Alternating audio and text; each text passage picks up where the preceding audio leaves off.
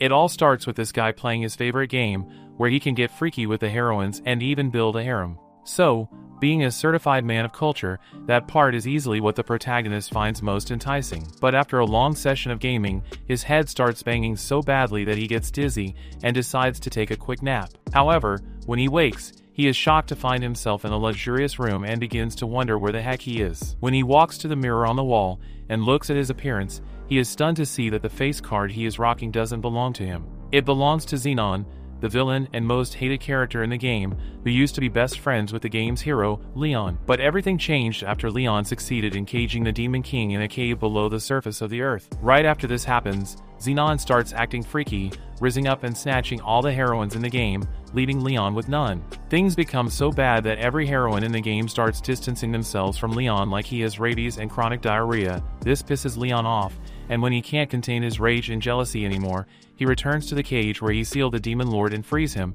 causing the destruction of the world. Now the battle is set between two former friends, Leon versus Xenon, and the numerous chicks caught in the middle of the game.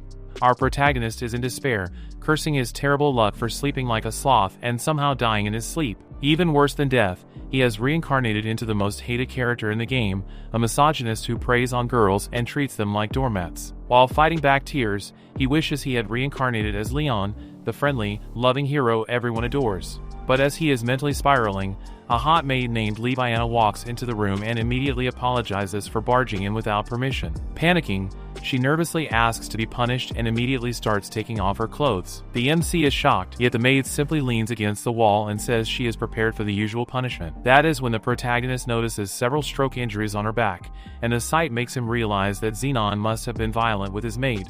He finds it disgusting, so he immediately takes Leviana's dress off the bed and covers her up. Leviana is taken aback by her master's reaction, but the MC is more concerned about other important matters. For starters, he wants to know the year, month, and day he is in right now. When he casually asks Leviana, she answers that the day is the 5th of April in the year 101 of the Slayer calendar. Hearing this makes the protagonist remember that, according to the game storyline, this is supposed to be the day of the entrance ceremony at the Royal Academy in the capital, before Leon and Xenon even became enemies. It is a memorable day for Xenon, but the protagonist decides to take things easy and go to the academy the next day. While he is planning all this, Leviana calls for his attention and asks if he is not training that morning. The MC is confused, but Leviana explains that it is a regular habit for Xenon to train every morning, and she is surprised he isn't doing it today. So, not to cause any suspicion, he says he will train that day and then heads outside to the training ground. On getting there, Xenon notices how the whole place is in shambles, which makes him realize just how strong the real Xenon must have been. He picks up a sword and starts training, and as he does, he gradually starts getting used to Xenon's body. The feeling is like he has been using this body since the day he was born. After training swordsmanship, he decides to test his magic talent. He notices a marked set of targets on the field, and as he raises his hand toward them, a dark whirlwind emanates from his palm and shatters the targets.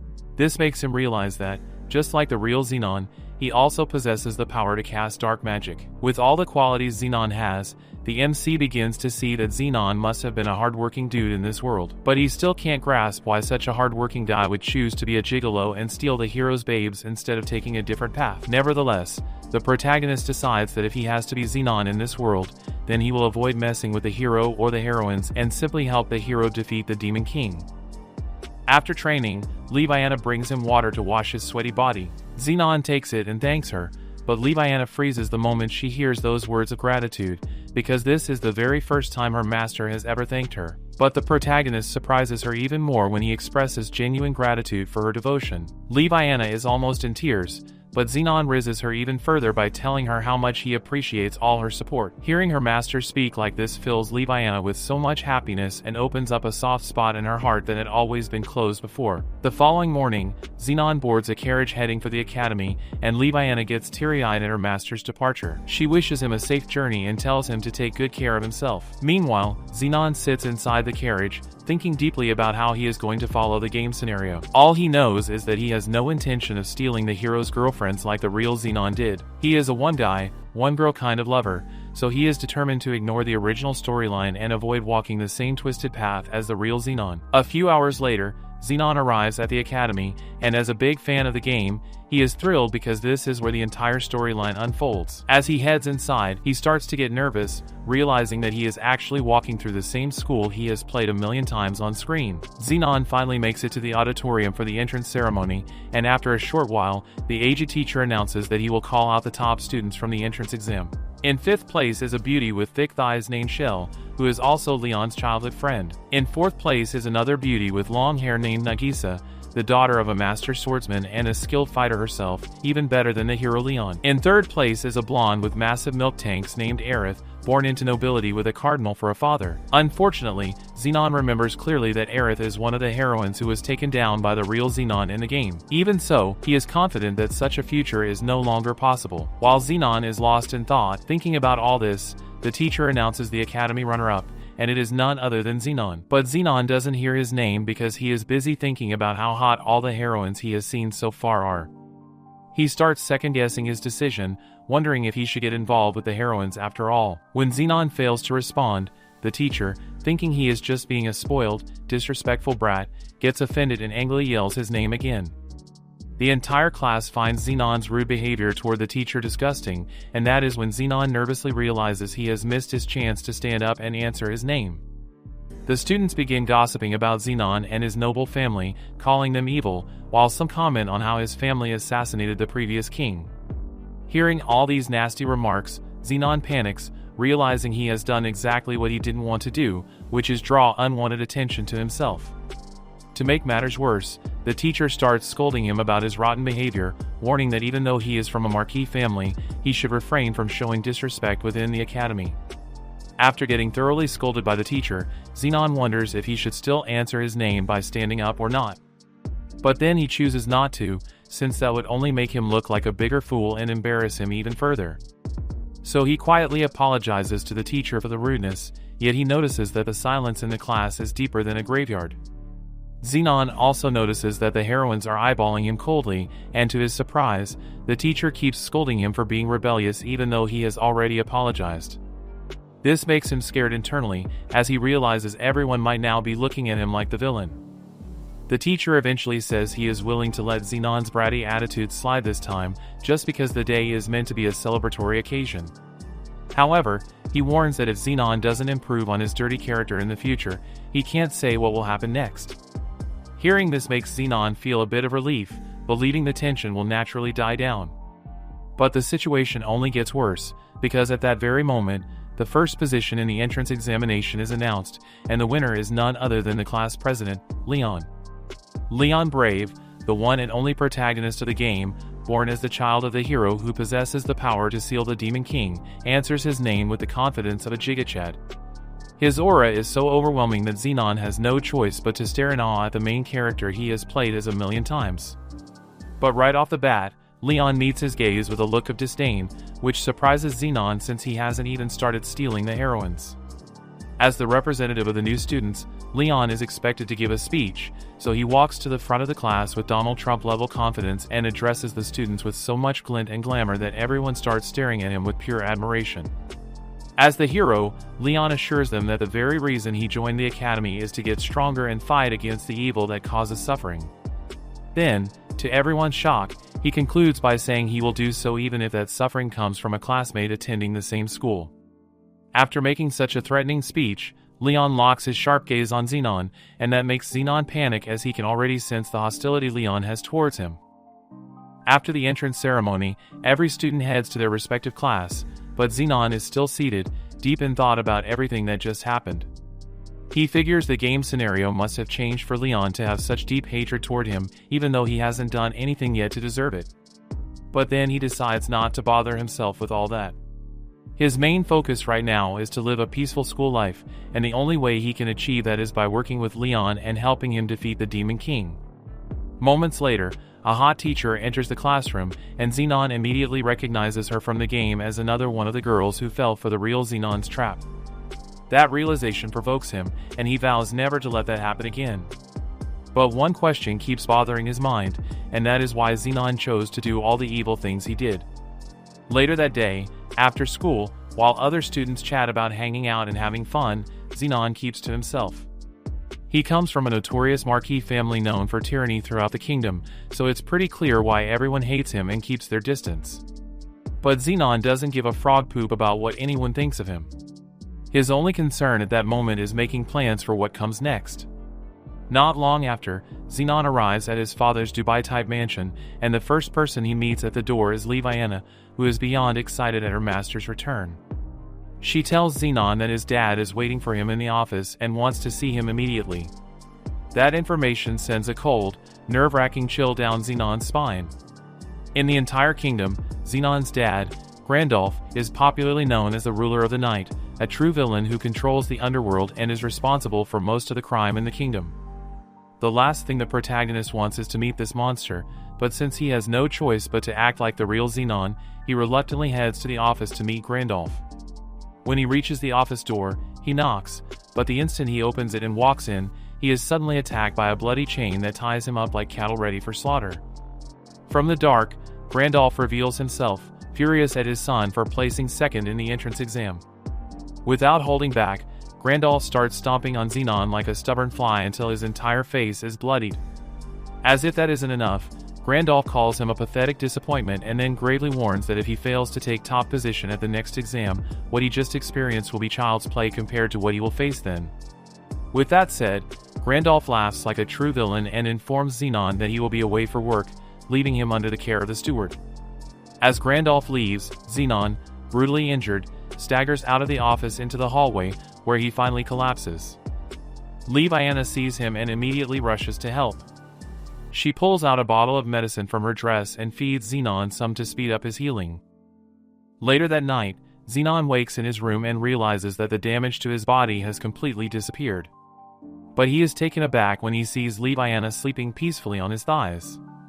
The care and attention she has shown him touch Xenon deeply, and he realizes that all this time, Leviana has truly been a good person.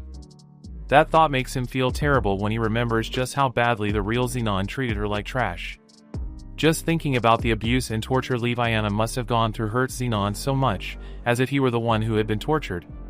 While reflecting on the real Xenon and all the depraved things that scum did, the protagonist concludes that the reason Xenon must have chosen such a wicked path is because of his psychopathic father. As a young boy, Xenon had to endure several degrees of abuse from his sick dad, which must have resulted in him losing his mental balance. That twisted upbringing led Xenon to frame Leon, his best friend, and start hoarding all the chicks in the game like he was a Hilux. Since everyone liked Leon, including all the heroines, Xenon, who was raised with zero love from his father, became extremely jealous and wished he could be just like Leon. But when he couldn't, that frustration turned into intense hatred, and he betrayed Leon by leaving him with no buns to crack. After putting all this into consideration, Xenon concludes that there is one thing he needs to do before helping Leon defeat the Demon King, and that is to first defeat his maniac father, Gandalf. If he truly wants to live freely in this world, then he must deny both the script written by the game's production staff and the will of the evil leader who raised him. To achieve all this, Xenon gets to work and starts jotting down everything he knows about the game. He writes out what will happen in the scenario going forward, and most importantly, how to obtain the crucial items hidden in the game. After doing this, Xenon begins pondering whether he should just run away from his father's mansion.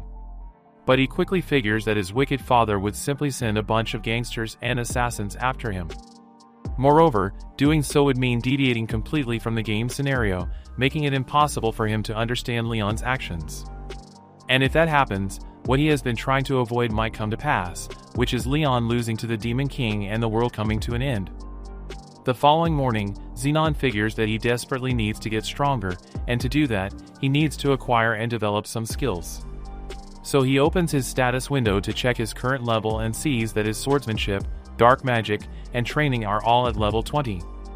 Even though he isn't good enough yet, Xenon figures there is always room for improvement. But first, he needs to acquire some important items. He will need strong weapons and armor to increase his ability values, and also specific items that will allow him to learn new skills and magic. In this game world, items can either be purchased in stores or obtained in dungeons. On the other hand, rare items can only be bought at auctions, which will require a huge amount of funds. But one thing is certain, even though Xenon needs valuable items, he doesn't want anything that is supposed to be given to Leon or anything that might cause Leon to lose the much-anticipated battle against the Demon King. Xenon has no intention of sticking to the original scenario, yet at this point, he is trying his best to avoid getting in Leon's way. While Xenon is busy strategizing about his new plan, Leviana enters his room with breakfast, bringing dishes with recovery and support effects meant to restore Xenon's health to 100%. Xenon notices how much Leviana cares for him, so he thanks her, but Leviana tries to shyly brush off his gratitude, saying she is just doing her job. Still, Xenon thanks her again, and that makes her start blushing red like an ambulance. She begins to cry and even gets a nosebleed, and when she can't contain her emotional outburst anymore, she runs out of the room in tears, leaving Xenon wondering just how much Leviana must truly adore the real Xenon. This proves that the real Xenon had girls who loved him, which makes the protagonist wonder whether there was ever a need for Xenon to steal someone else's woman in the first place. Shortly afterwards, Xenon bumps into Zaius, the stern-looking butler of the house who is in charge of managing his father's estate.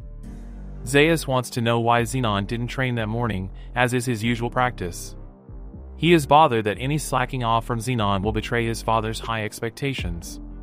But Xenon tells him not to worry and assures him that he will definitely meet those expectations. When Zaius curiously asks if he has any plans on how to get stronger, Xenon replies that practicing swings all day won't make him strong. Before leaving the house, Xenon assures the old butler that he will become strong enough to surprise his dad in his own way. A week has passed since the entrance ceremony, but at school, nothing has changed, as Leon continues to side-eye Xenon with so much hatred like he is the devil incarnate. Xenon, however, has already gotten used to the hostility, and that day in class, he is just patiently waiting for a particular subject. Luck finally shines on him when the teacher suddenly enters the class and announces that they will be having dungeon exploration, the very same activity Xenon has been waiting for. Xenon gets excited, but his excitement dies out almost immediately as the teacher announces that for the dungeon exploration, they will need to form a party. Since Xenon is a loner with no friends except his night-stroking hand, he is left alone without a party, while everyone else quickly teams up when they arrive at the entrance of the dungeon. The teacher gets worried about Xenon soloing the dungeon, but Xenon insists he is perfectly fine on his own.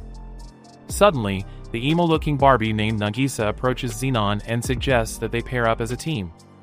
Xenon is shocked at first that the beauty wants to team up with him, but he agrees since she is the only person willing to give him a shot.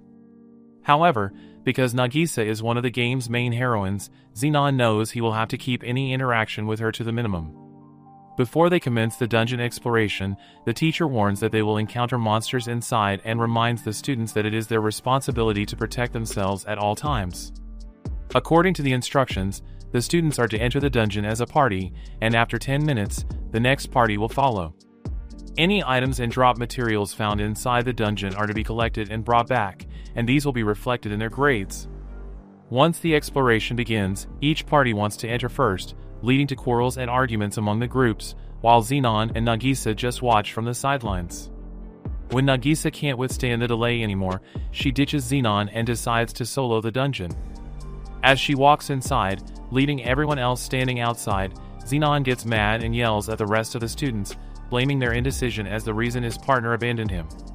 His reaction frightens the students, so they quickly decide on the next group to enter the dungeon using rock, paper, scissors. The teacher, overhearing how Xenon yelled at his classmates, walks up to him and expresses how deeply impressed she is with his leadership skills.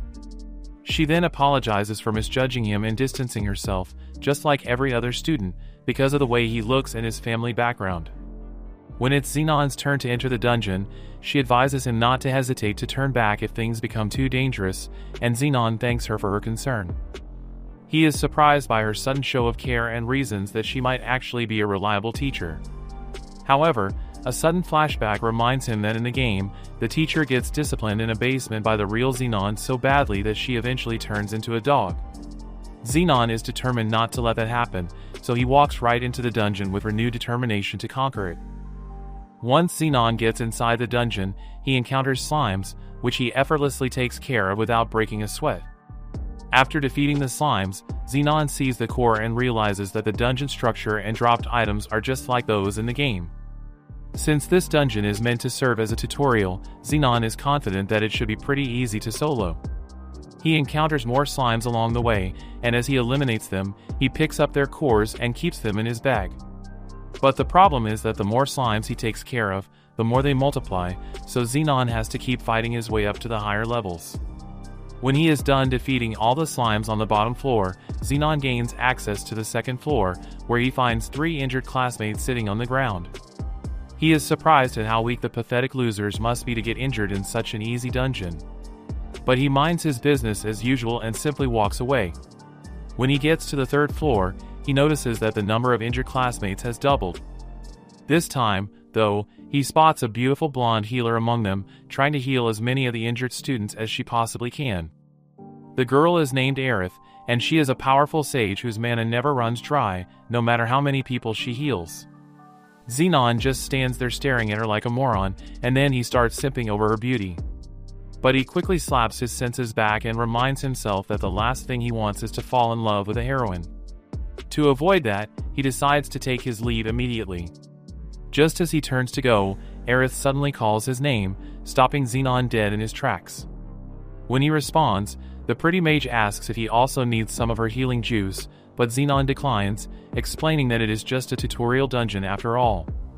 Xenon finds it awkwardly irritating that Aith has spent her whole time healing everyone instead of moving forward. But Aith defends herself, explaining that it is more important for everyone to move forward together than for one party to reach the goal alone.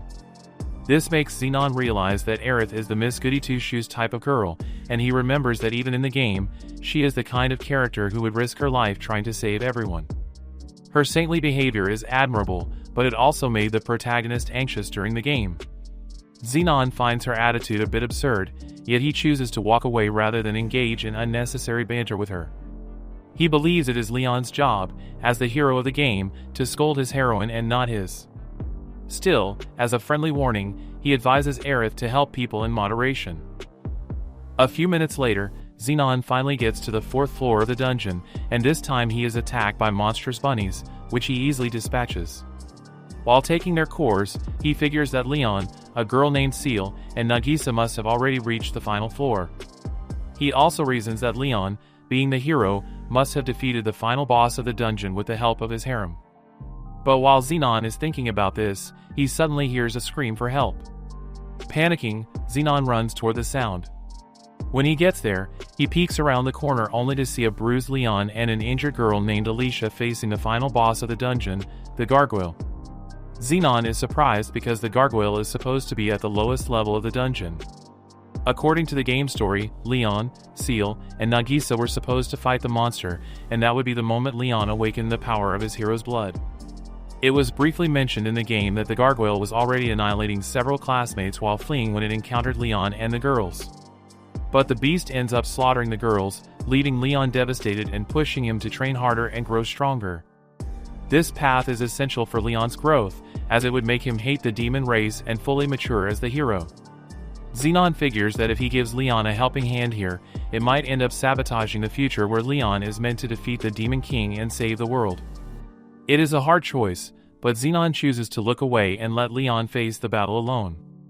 Yet he just doesn't have the balls to do it, so before the Gargoyle can unleash a devastating attack on the students, Xenon steps in just in time to help them. This enrages the beast, who angrily swears that it will never let Xenon get away.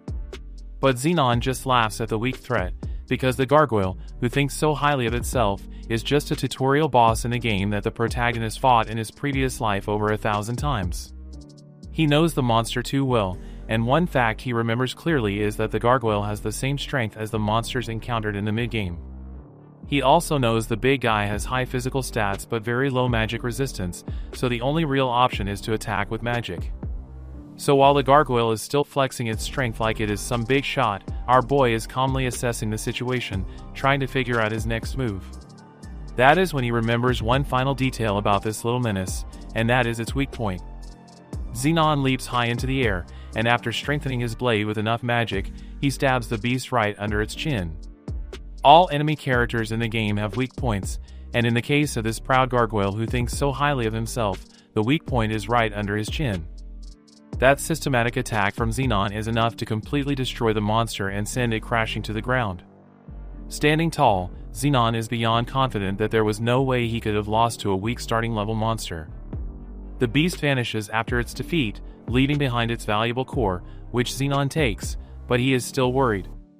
Right now, he has no idea if defeating this event monster might change the story of the game. That thought bothers him, but he decides to just celebrate the fact that he saved a life. So he approaches the boy and girl he rescued and asks if they are alright.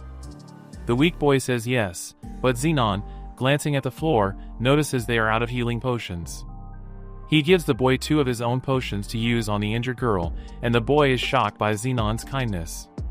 With a look of surprise, the boy asks if it is truly okay to take the potion since he is just a useless brokey. Xenon tells him it is fine, explaining that the potion is cheap. The boy thanks him, and after using the potion on his injured partner, he notices she is getting better by the second.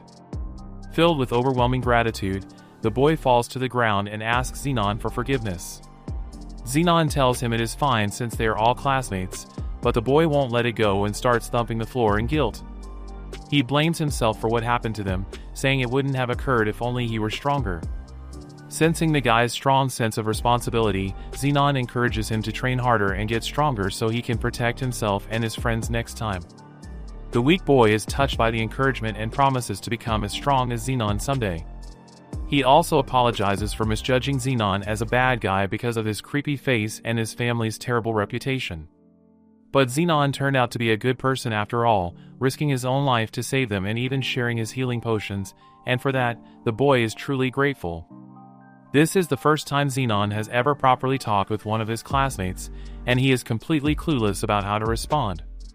He finds the situation embarrassing, so he pulls a magical object out of his bag, hands it to the guy, and tells him not to sweat it. He explains that the object is a monster-repelling magic incense, which works on weak monsters and should be able to protect them until they leave the dungeon. The boy is grateful and promises to repay Xenon's favor one day, but Xenon just walks away with a smile, telling him to repay it whenever he becomes successful. While heading to the bottom floor of the dungeon sometime later, Xenon faces a group of monster dogs, which he easily electrocutes before continuing his journey downward. When he finally makes it to the lowest floor, known as the Playground of the Wise, Xenon is surprised to see none other than Leon, together with Nagisa and some other chick. When Xenon politely asks if they are okay, Leon, for some reason, gets offended. He starts talking to Xenon rudely, demanding to know how Xenon knew they were in danger and accusing him of being responsible for their predicament. Xenon tells him he has no freaking idea what he is talking about and explains that he encountered a powerful monster earlier and simply assumed they might have run into it as well. The girls are surprised to hear that Xenon encountered the monster too and is still looking fresher than Pharrell Williams. On the other hand, Leon breaks down, feeling guilty that because he let the monster escape, it must have attacked other students as well. His girls try to console him, saying he is not at fault and reminding him that he protected them. But Leon is inconsolable and continues to blame himself for being too weak and letting the monster get away. While watching Leon break down like this, Xenon becomes worried about what he has done. In the original game scenario, Leon did let the monster escape, but only after the beast took the life of a classmate did Leon experience dramatic growth through intense regret. With the changes that have now been made, Xenon is in over his head, worried whether Leon will still experience that same powerful growth as in the original storyline. After watching Leon blame and curse himself in awkward silence, Xenon decides it is best to continue on his journey. But as he attempts to leave, Leon suddenly stands up like he has something important to say. Xenon tells him he is in a hurry, so if he has something to say, he better make it quick. Leon hesitates for a bit and then silently thanks him. He thanks Xenon for giving the injured classmates medicine and for also cleaning up his mess. As Leon bows respectfully in appreciation, Xenon is taken aback, since Leon has always treated him with hostility. But right after expressing his gratitude, Leon switches back to his hostile form and tells Xenon not to misunderstand things. He angrily assures Xenon that he will never forgive an evildoer like him and hopes Xenon gets what he deserves one day. With that said, Leon storms off even though his companions try to stop him. Xenon is surprised by Leon's sudden change in attitude, but he doesn't dwell on it for too long and decides to continue his journey. However, he suddenly gets called back by Nagisa, who desperately wants to know if he was the one who defeated the Gargoyle. When Xenon indirectly confirms it, Nagisa smiles sheepishly and says she had always suspected. She explains that in the entire class, Xenon's aura felt completely different, and her eyes never fail her. Before taking her leave, she asks that they both spar sometime, adding that only by fighting strong opponents can one truly become stronger. After everyone leaves, Xenon continues walking deeper into the lowest level until he finally finds a throne made of gold. Sitting on the throne is a gold chest containing several gold coins. Xenon immediately picks up one of the coins and is thrilled, because the gold coin is the only proof that the dungeon has been cleared. If he had left without taking it like Leon and the girls did, the floor wouldn't count as cleared, and that would have been a costly mistake. Xenon continues his journey, and when he notices a misplaced tile on the wall, he presses it, revealing a hidden door. He walks inside and, as expected, finds a pile of gold coins and other treasures. This hidden room is known as the Nouveau Riche, and normally in the game it shouldn't appear until after the dungeon has been cleared at least twice. Xenon doesn't waste any time and starts looting the treasures, and to make things easier, he luckily finds a magic bag with unlimited iCloud storage that can infinitely store valuable items. Xenon is beyond excited because with the treasures and the magic storage bag in his possession, it literally means Elon Musk would have to step down from the Forbes list. So he immediately starts stuffing every single treasure into his magic bag. But while he is at it, he suddenly begins to feel an intense dark aura emanating from behind him. When he turns to check what is going on, he spots a glowing sword stabbed right in the middle of the treasure pile. Xenon immediately recognizes it as the Demon Blade Heavenly Cutter. Shaped like a Japanese katana, this weapon was what the protagonist used back in his former life when he played the game. The sword surpasses even the ultimate weapon, the Holy Sword Brave, and can only be obtained in the latter half of the game. Xenon picks up the sword, but he is surprised to find it there, and that is when he notices something he had missed earlier. The whole room is filled with items based on his saved data. The existence of these items can mean only one thing: the protagonist is now living in the reality of his saved data in the game world. Xenon wonders who could have been responsible for pulling off such a distorted reality. He ended up in his favorite game world and also in the body of the most hated character, which only proves one thing to him: someone must have intentionally reincarnated him into this world. He has no idea if it was a god or even the devil who sent him here, but he keeps wondering what that person's goal must be for doing this and how they managed to bring his saved data into reality. A while later, Xenon exits the dungeon to meet his fellow classmates and the teacher outside. He tosses the gold coin proof over to the teacher, and the rest of the students are shocked to see the coin. The teacher analyzes the gold coin, and afterwards she acknowledges that Xenon has cleared the Sage Playground dungeon, leaving the rest of the students, including Leon, in shock. As a reward for clearing the dungeon, the teacher tells Xenon that he is now permitted to explore the other dungeons, but she advises him not to push himself too hard while doing so.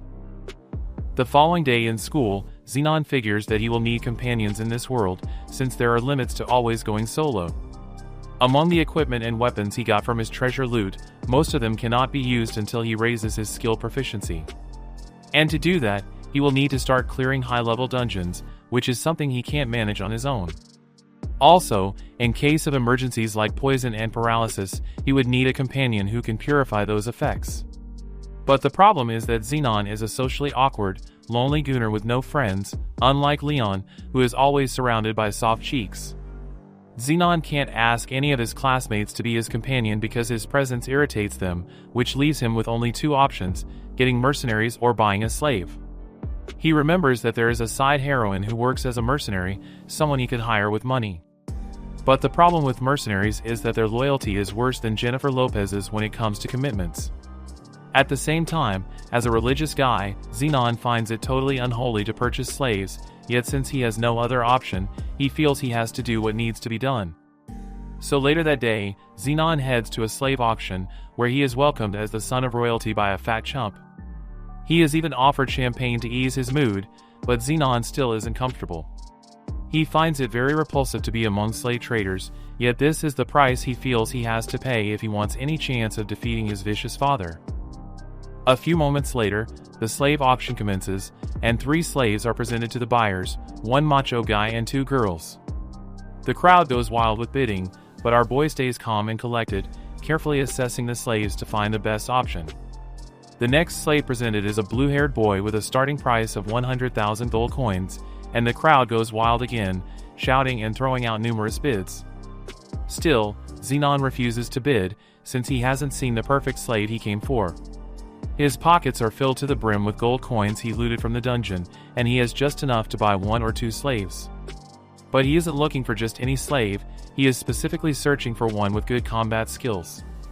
And to make sure he gets the right choice, he brought along a special gadget he picked from the treasure pile in the dungeon known as the God's Eye. With this gadget fixed to his right eye, he would be able to precisely appraise a monster's abilities. So, using the God's Eye, Xenon appraises the next batch of slaves presented, but unfortunately their skills are incredibly low.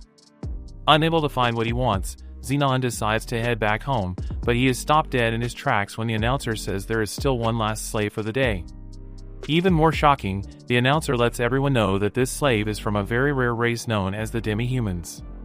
Xenon turns back to see this slave, and he is beyond shocked when he sees a mini blonde with horns named Ulza the White Ogre.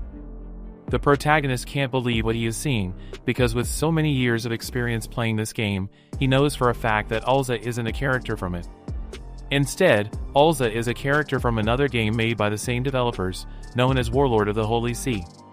Xenon is completely confused about what the heck is going on in this world. While the rest of the bidders are seriously competing for Ulza, Xenon is deep in thought. He is thinking about both games and trying to come up with a plausible reason why Ulza is in this world. That's when he finally reaches the conclusion that both games must have originally been set in the same world. With the bidding price for Ulza rising to 5 million, Xenon uses his God's Eye to analyze her abilities. He finds out that she has physical reinforcement at level 11, super strength at 13, and hammer mastery at 9. With 3 innate skills, all of them combat related, Ulza is exactly the companion Xenon has been searching for. But there is an issue bothering him.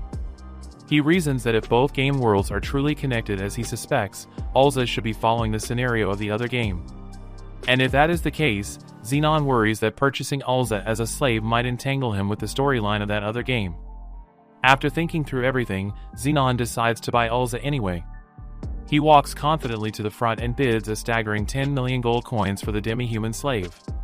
Everyone in the audience gasps in shock at Xenon's brazen move, because with 10 million gold coins one could easily equip an entire party with the strongest gear to take on a final boss, yet Xenon has chosen to spend it on a single girl. When the announcer asks if anyone would like to counter Xenon's 10 million bid, the hall falls silent. But one pudgy fat loser in the audience is shivering and sweating, trying to summon the courage to make a counteroffer. Just when Xenon is confident no one is rich enough to challenge him, the bloated man raises the bid to a whopping 10.5 million gold coins. Without missing a beat, Xenon shows who is boss by immediately countering with an offer of 12 million gold coins for Ulza. This frustrates the fat cow, and since his entire life pension isn't even up to 12 freaking million, the fatty angrily decides to step down, making Xenon Ulza's new owner. At the end of the slave auction, later on, Xenon makes payment for Ulza, and the moment Ulza sees her new master, she hugs him passionately like he is her sweet daddy. Xenon is taken aback by the sudden burst of emotion, but Ulza continues to hug him tightly and even promises to love him forever. The protagonist remembers that in his former life, when he played the other game, Ulza wasn't this cheerful. In fact, she was rather expressionless, like a pole. But right in front of him, she is acting all jolly like a puppy, and this makes Xenon wonder if this giddy personality is really Ulza's true character. He speculates that before she became a slave, this must have been how she used to behave. While brooding over all this, Xenon notices something else, something alarming. Ulza is dressed like a retired OnlyFans model, and if he takes her around looking like that, his already bad reputation will only get worse.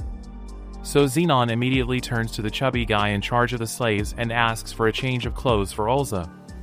The guy agrees and says he will need to take Ulza to the changing room. Ulza is reluctant to follow the dude, but when Xenon assures her that he will be right there waiting for her, she finally agrees and follows him. A while later, Ulza is done changing her outfit in the room, and when she calls out, Xenon asks her to come out. Ulza then comes out of the changing room, putting on a shoe, but still wearing the same short dress. Xenon is stunned that she didn't change her clothes, and when he orders her to go change, Ulza insists that she is happy with just the shoes. That is when Xenon notices a collar on her neck with his name branded on it. He doesn't like it, so he immediately asks the slave merchant to remove it, but the merchant politely suggests the collar should stay. He explains that the slave collar is proof that a slave has an owner. He warns that taking it off would mean Ulza becomes an ownerless slave, which would expose her to serious danger. When Xenon asks what kind of danger he is talking about, the slave merchant tells him that slaves without owners have no human rights. He adds that if someone were to kidnap or assault them on the street, it wouldn't even be considered a crime. The merchant also points out that since Ulza is from the highly valued Oni race, many people would immediately try to steal her away from him. Hearing this triggers a memory, and Xenon remembers that in the game, demi-humans have extremely low societal status. Anyone would instantly recognize Ulza as a demi-human because of her horns, and without a slave collar, she would be subjected to horrible treatment. But Ulza tells him that she doesn't mind the collar on her neck at all. She excitedly says the collar is proof that she belongs to him, so she actually likes it very much. Since she is fine with it, Xenon agrees to let her keep the collar. With that settled, the slave merchant points to a private room and says they can spend the night there. Even though Xenon hasn't the slightest idea why he and Ulza would need a private room, he agrees and enters with her. Once inside, Ulza immediately takes off her gown, revealing her two flat horns, and insists they get right into belly humping. Xenon freaks out and orders her to put her dress back on at once. He tells her that isn't the reason he bought her as his slave and explains that he only needs her because she will be going into the dungeon with him. Ulza instantly lights up and starts salivating like a starving dog the moment she hears about the dungeon.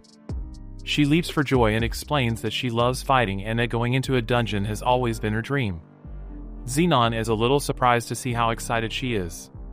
Without wasting another second, he dips his hand inside his magic bag and pulls out a mountain of weapons and accessories that Ulza can use in the dungeon.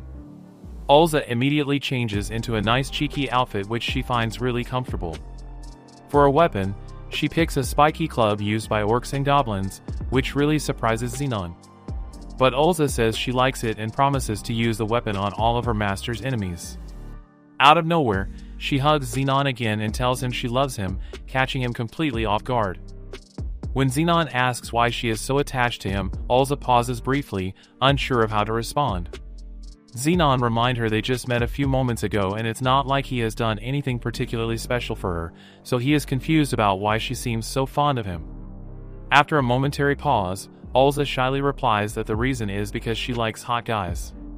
Xenon is shocked to hear this, but Ulza, while nervously playing with her fingers, explains that she finds him really handsome and is happy to belong to such a wonderful guy. Her compliments confuse Xenon, because back in school everyone was always afraid of him, thinking he looked like a monster from Stranger Things.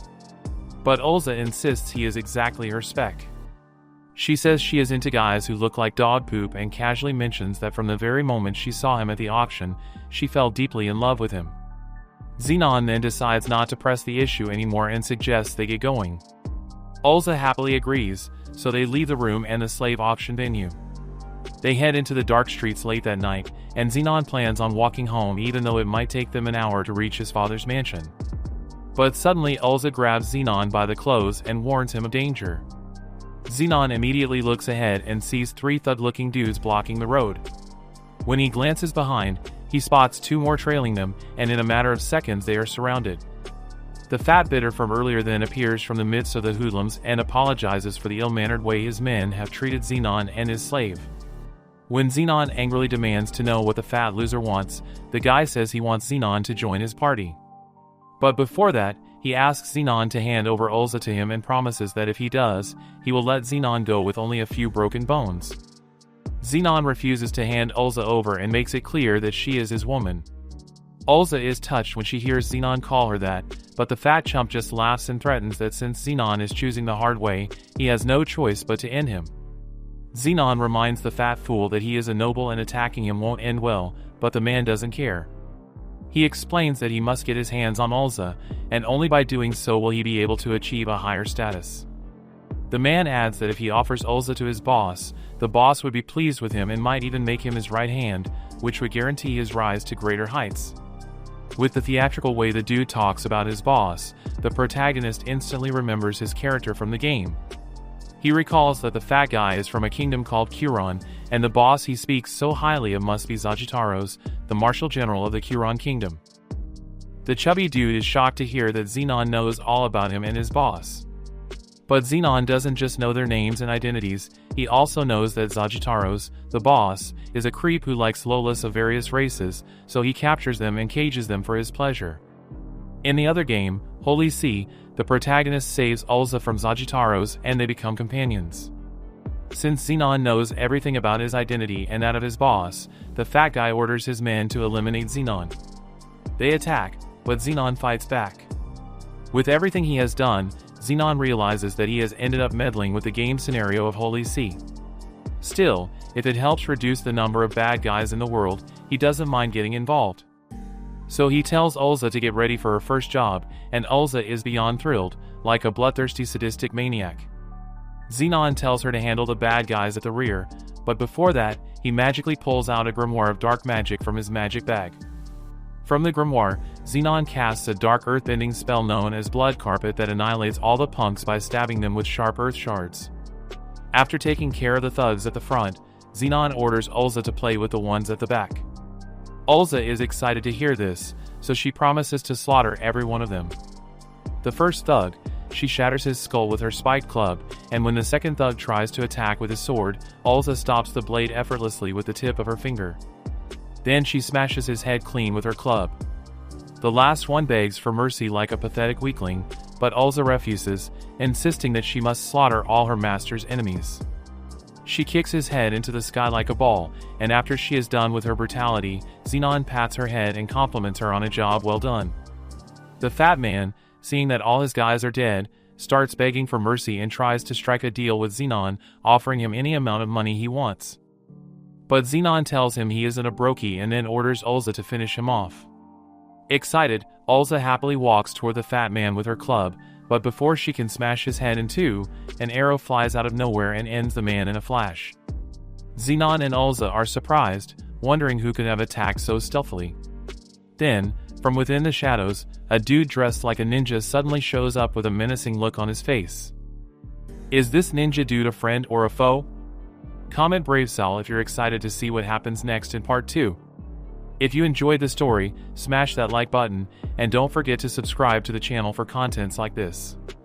As always, thanks for watching.